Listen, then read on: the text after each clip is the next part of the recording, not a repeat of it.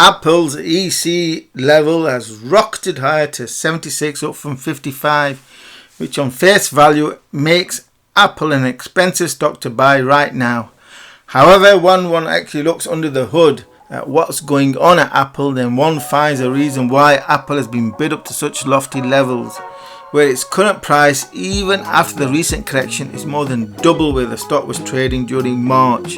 The answer lies in Apple's 2-year transition away from using former best buddy Intel CPUs, which has started off with a bang following the launch of the M1 MacBook laptops just a few days ago. What's the M1? It's Apple ditching Intel for its all-in-one chip SOC. That includes an 8-core CPU, 8-core GPU, 16-core neural engine and memory, all on one SOC die that is basically a souped up version of the A14 chips found in iPads and iPhones.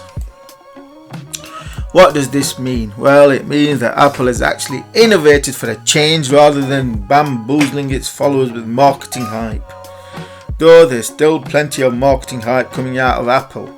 Nevertheless, the M1 results in a huge performance increase due to reduction in latency between components such as the CPU, GPU and memory, as these are now all burnt onto the same 5nm M1 chip.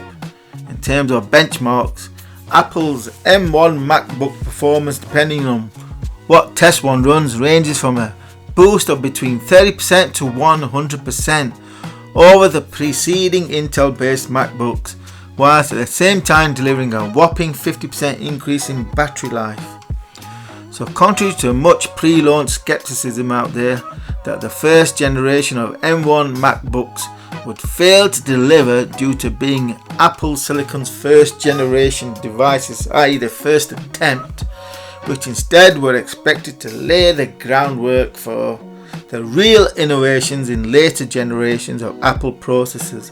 Instead, Apple has delivered a further driven a nail in Intel's coffin, as Apple Mac computers to be launched during 2021 will be based on the same M1 technology and are thus likely to deliver similar performance increases over the use of separate components, i.e. for instance Intel CPU, Nvidia or AMD GPUs and a plethora of memory suppliers, which are now all on one Apple M1 chip.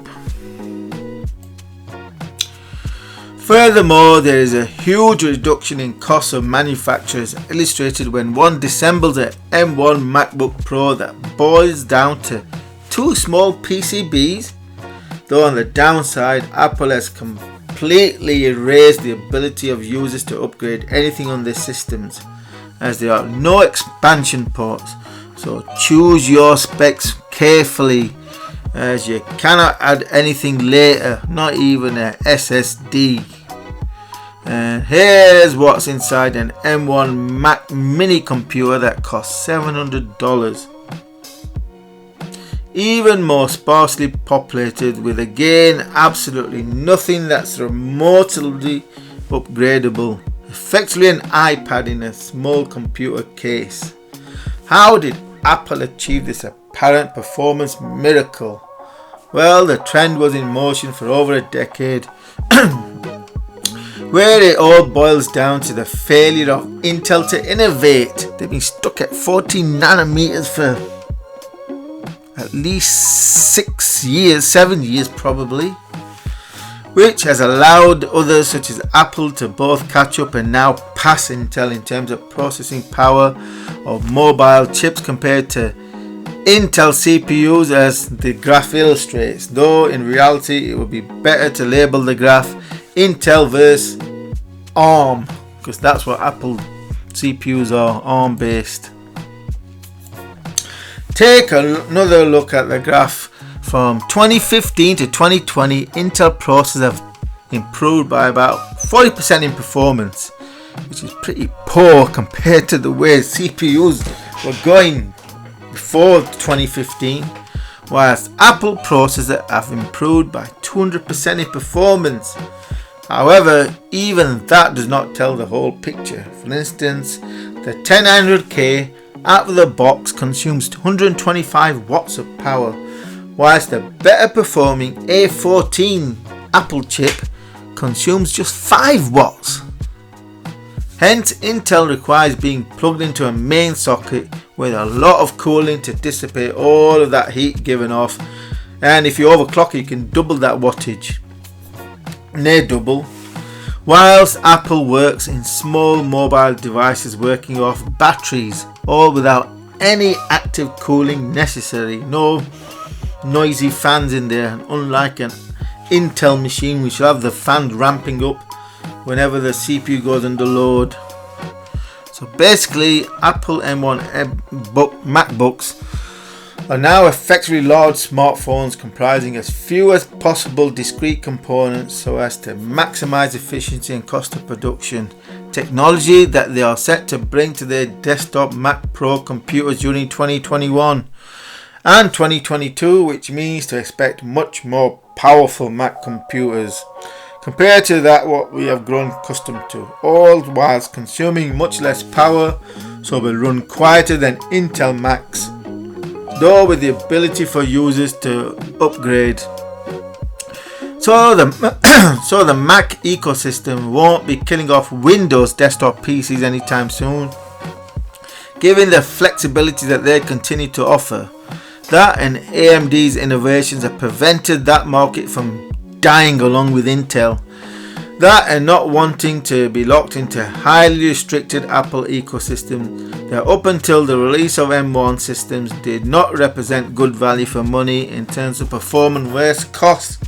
Also, whilst the M1 MacBooks now effectively only match similarly priced Intel laptops such as the Dell's XPS in terms of performance per cost, which illustrates how bad value for money Apple hardware tends to be, despite which a large segment of the general public continue to buy into Apple's marketing hype, happy to get ripped off, basically paying double for the same performance as over a Windows system. Hence Apple's huge profit margins and why the market is valuing Apple stock price so highly. And another reason to avoid Apple tech was brought home to iPhone users during 2017 when they discovered that Apple was deliberately slowing down their old phones so users would be prompted, become more eager to upgrade to the newer, faster quote models. In fact, if I were going to use macOS, I would probably use a x86 Hackintosh system. What's an Hackintosh? Well, it's basically a Windows PC that doesn't use Apple components, just off-the-shelf components, GPU, CPU, motherboards, memory, hard drives. And it's basically a Windows PC that dual boots a hacked version of macOS, so you get a Mac without paying more than double what and with a similar performing Mac would cost.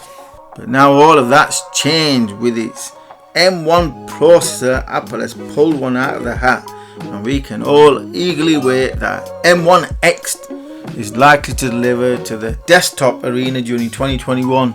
For instance, I can easily imagine Mac desktops comprising several M1X chiplets, much as AMD processors comprise 8-core chiplets. It could be as simple as taking two M1 processors and linking them up to result in a 16-core machine, which is basically what AMD has done with its Ryzen and Threadripper and EPYC processors. And why stop at 16? You could have 24 core, 32 core, even 64 core processing monsters could be just around the corner that Apple could charge inflated prices for, which I'm sure is what Apple are working on right now. For it has already been done by AMD, and not in terms of the whole package of processor, i.e. GPU and memory all on one die. In comparison, the most powerful desktop Mac Pro today comprises the 28-core Intel Xeon that starts at $5,500 for an 8-core machine. Opt for the 28-core Xeon and the price jumps to £12,500, which in my opinion is a total rip-off. For instance, I could configure a more powerful 32-core Threadripper build for less than half the price that a Mac Pro costs at £12,500. In fact, the build would come in at about £5,000, or at 40% of what Apple charges for its Mac Pros, which is why I've never owned anything from Apple, no matter the marketing hype. Anyway, that's the past. The future is Apple Silicon. M1 and beyond 64-core Macs are definitely coming.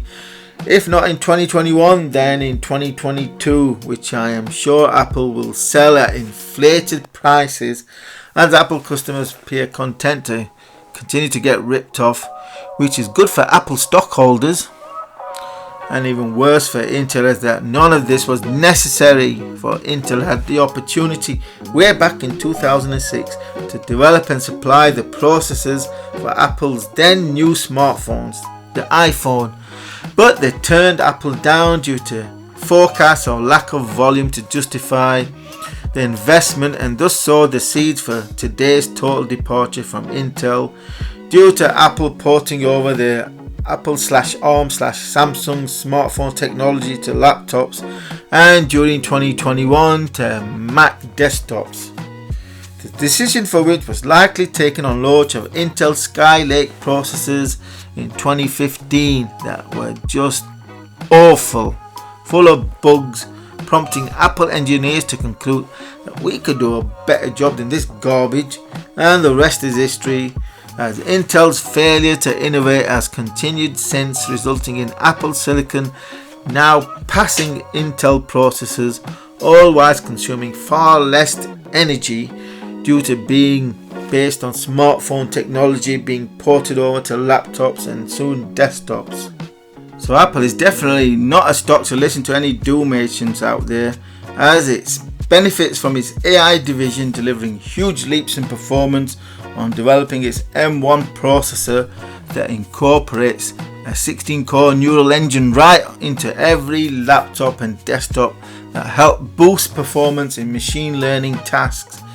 Meanwhile, Intel continues to die its slow death, not only at the hands of AMD but now also at the hands of Apple due to failure to innovate, and it's even possible that the M1 chip could mark the beginnings of the demise of the x86 processors, which means that AMD in the not too distant future could also be fighting for survival. If Apple continues on its current trend trajectory, something to definitely keep an eye on, and the reason why Apple stock is primary. Anyway, if you're thinking of buying a desktop Mac Pro, then don't. Because the next generation will be vastly more powerful than what's being sold today, with processing power of up to 64 cores for probably less money than today's 28 core. Don't be surprised that Apple stock price has not reacted higher to the launch of the M1 MacBooks, as the stock had already been bid up to a very high EC valuation of 75. In terms of the chart, then we are seeing the near exact same pattern as for Microsoft and Amazon, i.e. a holding pattern as markets digest the recent bull run, waiting on corporate earnings to reduce valuation before the next leg higher. The reaction from $137 is high is corrective, unwinding a heavily overbought state that looks like it's just about run its course. So just like Amazon and Microsoft, the downside looks limited. Perhaps I no more than a move to 110 and 106 at best. Therefore, buying level for Apple is 110 before the next bull run begins, though likely at a more measured pace than earlier this year, which was frenetic. Again, the whole of this extensive analysis has already first been made available to patrons who support my work. So, for immediate first access to all of my analysis and trend forecasts, then do consider becoming a patron by supporting my work for just $3 per month. And just an example, what do you think my forecast was for where the Dow would end 2020 right at the beginning of 2020? Guess. 30,750 to 31,000, Where is it trading now? Go and have a look at the chart and make up your mind whether you should subscribe, become a patron for just $3 per month. Anyway, I'm going to say Merry Christmas and a Happy New Year to all.